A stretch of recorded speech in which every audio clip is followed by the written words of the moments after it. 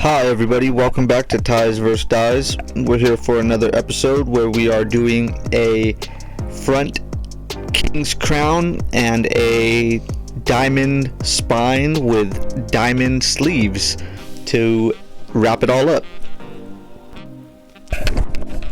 So, as usual here, we are starting off with the mirror fold, and that is when you pull one sleeve inside the other sleeve and line up the seams to get a symmetrical finish after you're done tying your shirt. And you can see here it's giving me a little bit of a hard time, but that's to be expected. The shirt is damp, and when working with a damp shirt it will get hung up quite often, so you're gonna have to just be finicky with it, play with it, don't give up hope, don't be discouraged. It'll eventually get there. Excuse me. It'll eventually get there, and it will be worth the hassle and worth the agony. So be patient and just stick with it.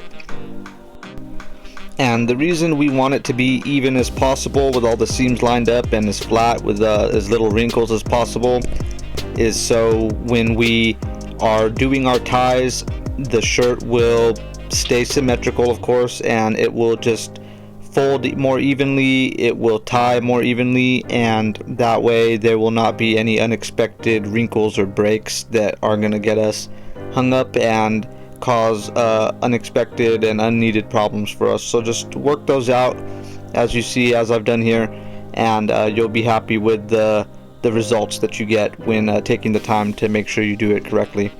And so right here I am tracing out my king's crown that I'm doing for the front of the shirt. And initially I was gonna just freehand this, but I decided that it would be best to draw out a silhouette, or a stencil, to draw out a stencil and then copy that over to the shirt, because I don't typically draw a king's crown very often, and so I didn't want to risk not having it look the way that I wanted it to look. And so a stencil is a good way to go sometimes. What I typically do is I'll draw out the stencil and then I'll cut it in half, and then you use that half to make your map out onto your shirt. And always be sure to use washable markers. You don't want to use anything else, because if you use a non-washable marker, the marker will remain on your dye application after your dye application, whereas the washable markers wash away with the dye, and it just causes it to look funky. So if you're being impatient, just really try to get those washable markers.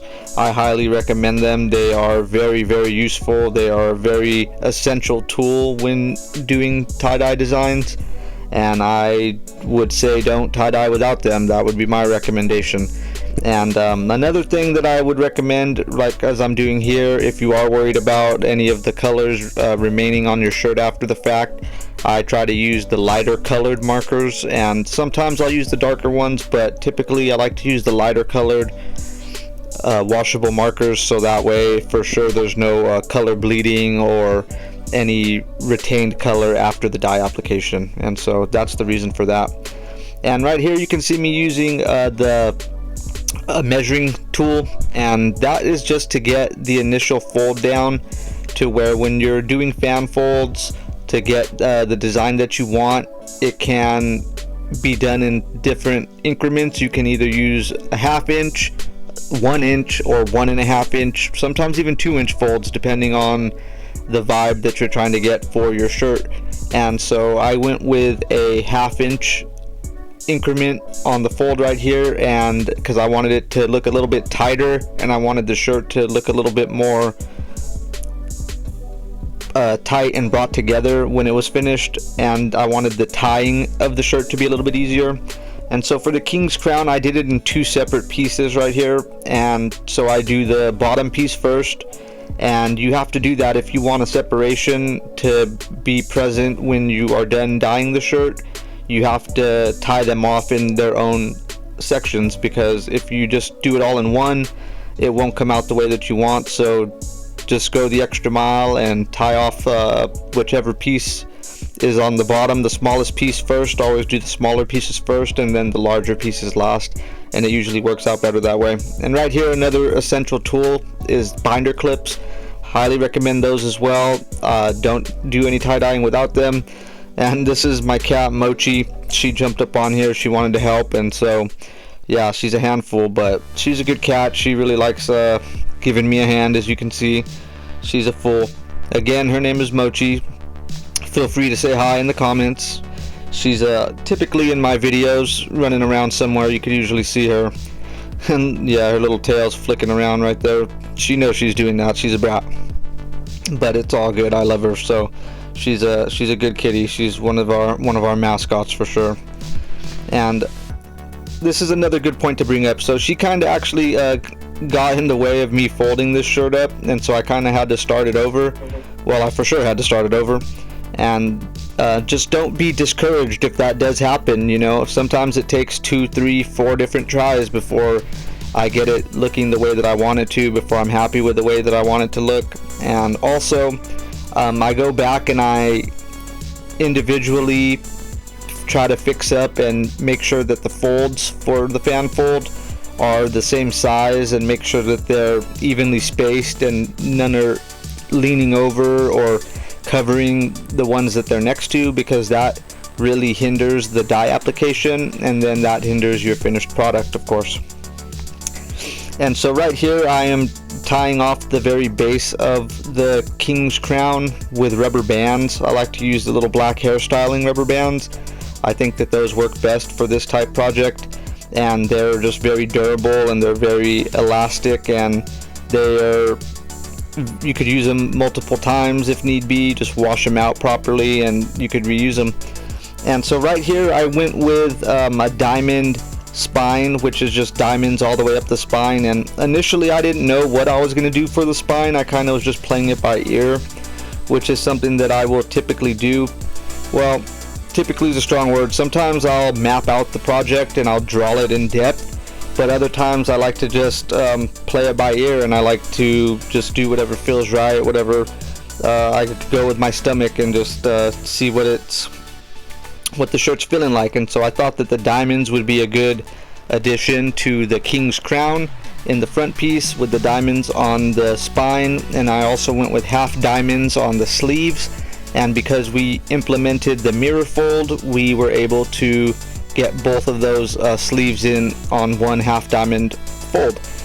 And so right here you can see me following that lineup, and it's important to remember when you're doing any type of fan fold to pivot the shirt very dramatically. And you can see me that here, to where every time I get to a turning point I have to pivot the entire shirt. And it's a little bit of a hassle, it's a little bit tedious, but it's definitely worth it in the end, because you will get that straight line that you're looking for, and you will be able to bind it properly and bind it in a way that is gonna give you a happy result and happy finish with it.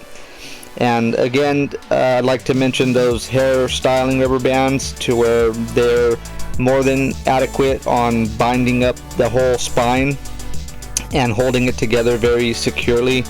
And I typically don't ever just use the rubber bands.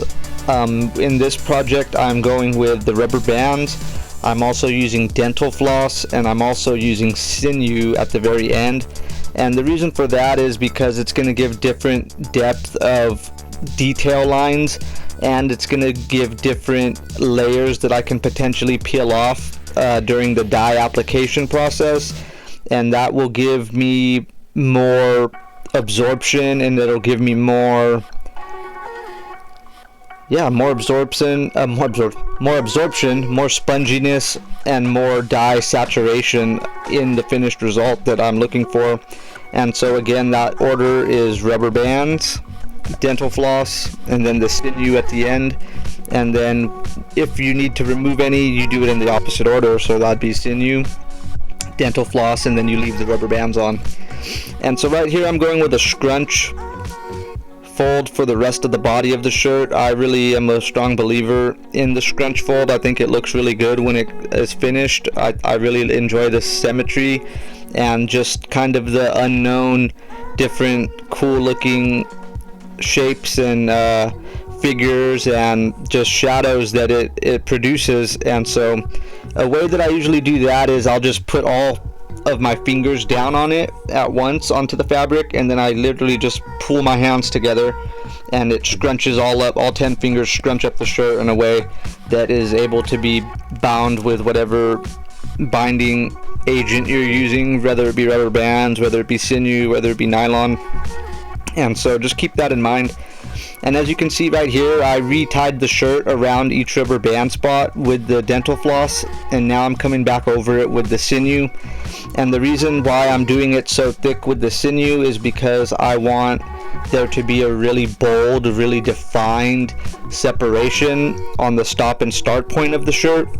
And with just, you could accomplish it with just rubber bands, but the sinew really works nice for this because you can really pull it tight, and you could really make it as large or as small, as thick as or as thin as you want it to be.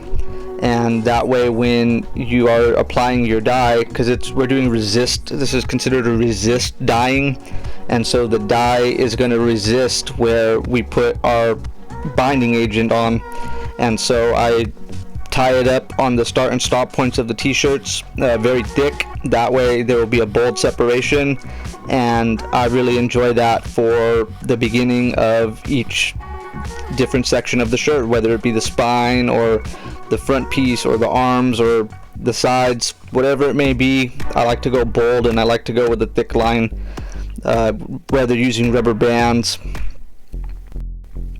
or nylon or sinew, whatever you're using. Just go bold on the start and stop points, and it'll look very good at the end. So try it out. Let me know in the comments what you think about that, if you try that out, and how it works out for you. And so let's get into the dye application here. So right now I am adding Sunshine Orange. This is probably one of my favorite colors of orange. It's really bold, it's really bright, and it is one of the main colors that I was trying to implement during this dye application. For the finished result, I wanted it to be something that was a lot brighter than my typical shirts, that was a lot more like the sunshine, I guess you can say, than my typical shirts. And so second color that we're implementing here is Dandelion Yellow, and then we're coming back with the Lemon Yellow. And the thing you can do when doing that is on the top and the bottom, so of the ripples of your fan fold, on the top and the bottom, you could put different colors. You could interchange the colors. So let's say you put blue on top and red on the bottom. In the middle, of course, it's going to make purple, and that's going to only be when you open up the shirt. It's going to be in a wave. And so always keep that in mind. Try to start implementing your visuals and imagine in your mind what it's going to look like when you're applying the dye and what it's going to look like. Make a mental note of it. That way on your next dye application or on your next tie-dye project, you will be able to better bring your imagination to life. And even if you need to write it down, take notes on this stuff, to where I write a lot of these things down. I use a lot of notes.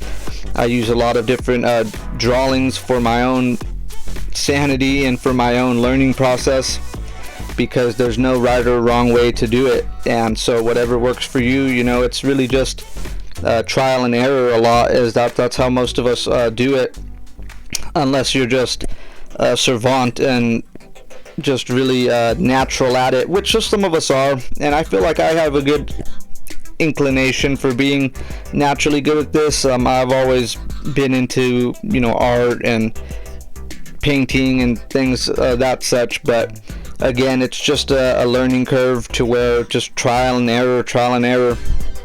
And so yeah, don't be shy to write the things down if you need to.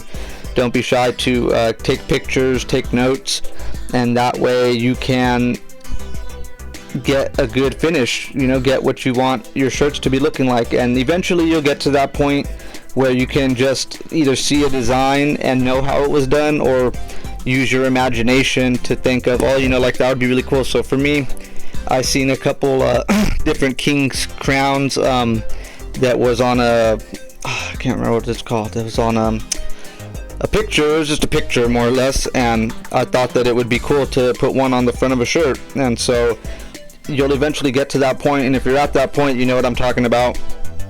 And also, if at any point in time you need any help with any of these things, you know, dye saturation, if you need any help with designs or anything like that, feel free to let me know, and I will respond in a timely fashion, and I will get back to you as soon as possible, of course, and I will let you know what I know, to where I'm like an open book here. So feel free, don't be shy, and I would be happy to help you in any way, shape, or form that I can. So always consider that, again, because I know I had to really try a lot of different things out to get a good dye saturation, to get the binding, the shirts dialed in, and then just a lot of things that are not often spoken of. If I know the answers, I will be happy to assist you. So again, don't be shy, feel free to leave a comment, and I believe my email is also in the description. Feel free to send me an email if need be. And so yeah, right here we're going with we're just finishing up adding these different colors, to where, as you can see, we put the violet next to the yellow, and that is I believe complementary colors on the color wheel, and so it's gonna look good. It's gonna be appealing to the eyes, to the senses, to the people. And then I believe we also used a split complementary, and we also used, what is it called? I can't remember what it's called. Yeah, we used complementary colors and split complementary colors. And so right here is actually the finished results of the shirt.